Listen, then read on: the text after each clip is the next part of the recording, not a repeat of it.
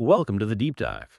We're here to pull out those key nuggets of knowledge, the really important insights from big ideas shaping our world.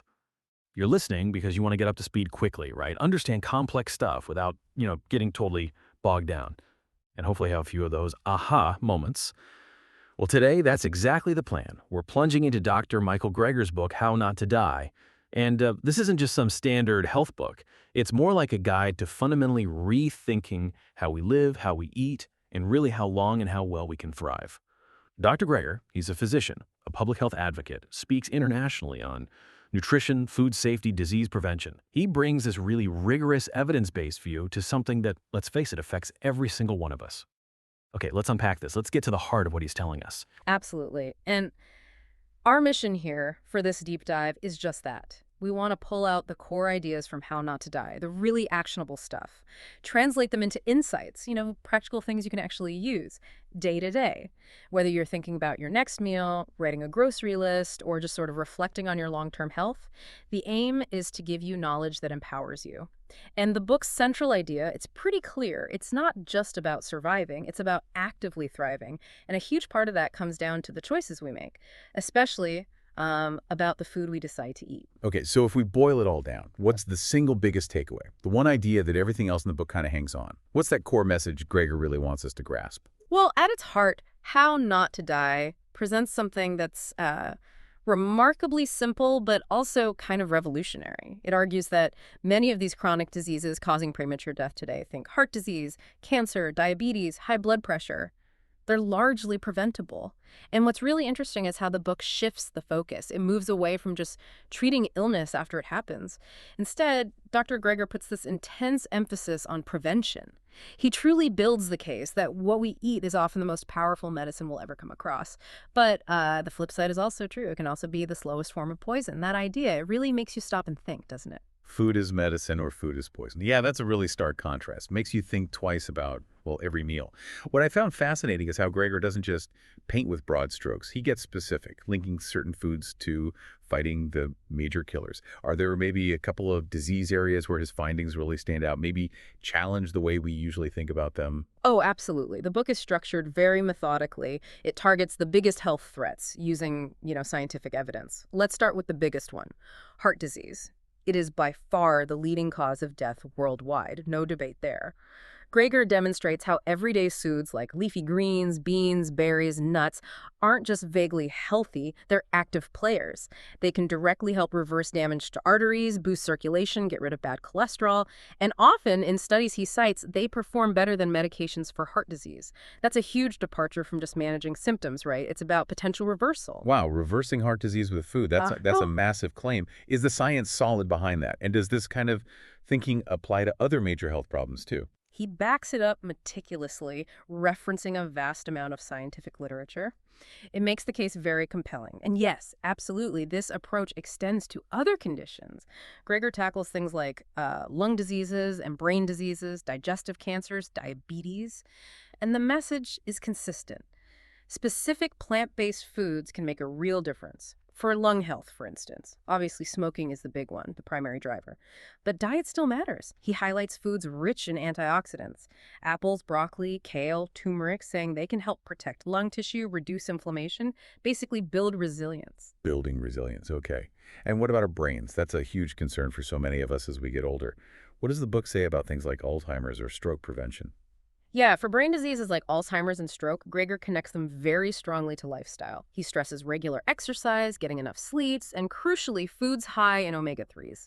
Things like flax seeds, chia seeds, walnuts. These seem to significantly help preserve cognitive function. So it's not just about living longer, but staying sharp, keeping your memory as you age. That makes a lot of sense. And speaking of systems, people talk about the gut being like a second brain. Does Greger get into digestive health? Particularly cancers that affect that area? He certainly does.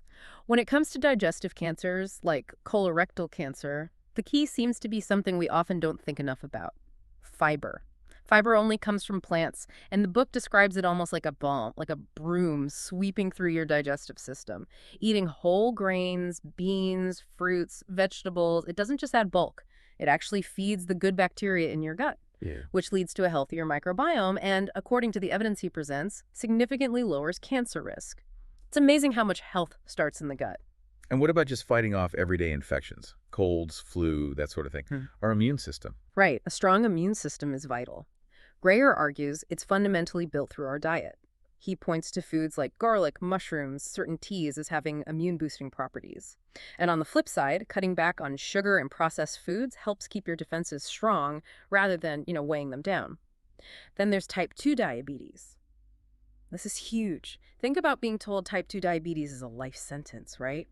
Greger shows how, for many, switching to whole plant foods away from processed stuff and animal products can dramatically improve insulin sensitivity.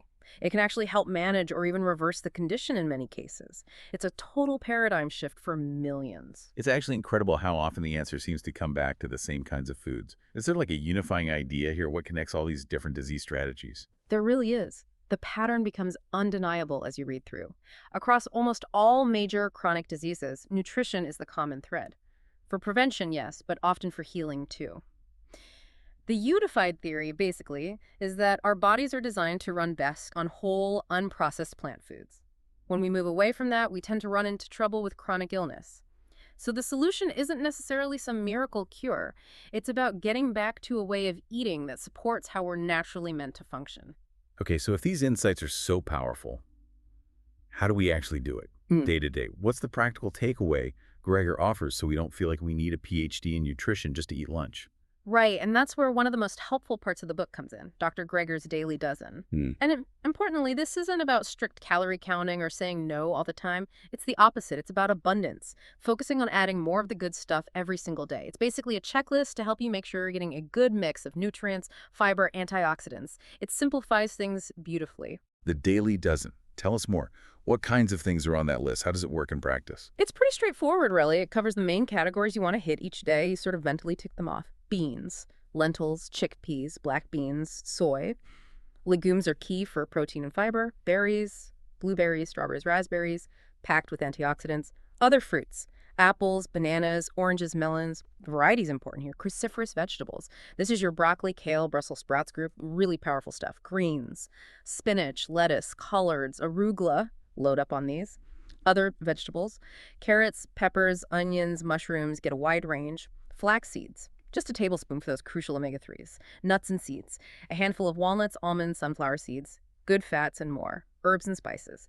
Especially turmeric, known for anti-inflammatory benefits, but use others freely too. Whole grains, oats, brown rice, quinoa, for sustained energy and fiber. Beverages, mainly water, but also green tea is highlighted for its benefits. And then there's exercise, that's on the list too.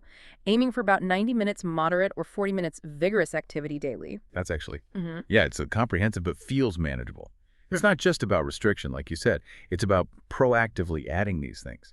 Which brings us back to that powerful idea we touched on. Food isn't just calories, it's acting like medicine in our bodies. Exactly. That concept, food is medicine, medicine is food, it's really central to the book's philosophy. Greger argues that we often rely too much on pills and procedures that just manage symptoms.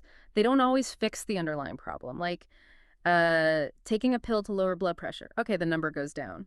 But if the diet causing high blood pressure doesn't change, you haven't addressed the root cause, right? He shows how a diet rich in plants can naturally help regulate blood pressure, lower cholesterol, calm inflammation, strengthen the immune system. So in this view, food isn't just preventing disease, it's actively treating it, often with fewer side effects than drugs. That's a really profound shift in perspective. It puts us back in the driver's seat, making us active participants, not just passive patients. But okay, even with the perfect diet, life is more complex than just what's on our plate. Does Greger look beyond food at other lifestyle factors? Oh, absolutely. If we connect this to the bigger picture, How Not to Die takes a holistic view. Diet is central, no question, but he definitely highlights other critical pieces. Exercise. We mentioned it's on the Daily Dozen. It's not just about weight. It boosts circulation, cuts stress, protects against nearly everything. It's systemic. Sleep. This is fundamental. Our bodies need that downtime for repair, memory consolidation, hormone balance, crucial stuff. Stress management. Chronic stress really takes a toll, weakens our immunity. So things like mindfulness, meditation, even just strong relationships, they're presented as vital health tools. And interestingly, community and purpose.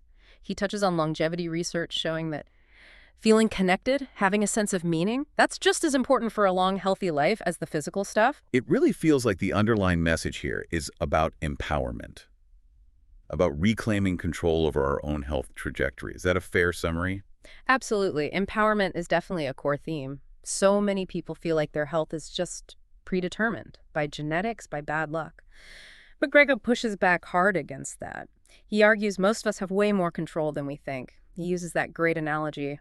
While genes may load the gun, lifestyle pulls the trigger. It emphasizes that our daily choices, what we eat, how we move, how we manage stress, can drastically cut our risk of getting sick. It can add years of healthy life and maybe even inspire people around us. It's about taking back that agency. Okay, this all sounds incredibly compelling, but let's address the elephant in the room. A fully plant-based diet that can feel overwhelming, maybe even extreme for some people. Does Gregor acknowledge that? What's the advice for someone who finds this whole approach just too difficult or maybe culturally challenging? That's a really important point, and yes, he does address it. While the book makes a very strong case for the benefits of eating whole plant foods, it acknowledges that going 100% plant-based might not work for everyone. Culturally, personally, it can be tough. And crucially, the message isn't about achieving perfection overnight. It's about progress. Even small, consistent changes add up. They make a real difference. Things like, swapping soda for water, or making sure you get a serving of beans in each day. That alone can boost your health. It's about shifting the balance, more plants, less processed stuff, fewer animal products. Every step in that direction counts. It's definitely not presented as all or nothing. So this deep dive into how not to die, it really feels like more than just information. It's a genuine call to action, isn't it? It offers this shift away from just reacting when we get sick towards proactively building a life of wellness, understanding that our choices, especially around food, have this incredible power. And it provides real hope, actually. Hope that we can live longer, feel stronger, have more vitality, just by aligning our habits with what our bodies are designed for. Precisely. So maybe the next time you look at your plate, just remember, it's not just food, it's a decision that really can influence the whole course of your life. What decision will you make today to, embrace life as fully as possible?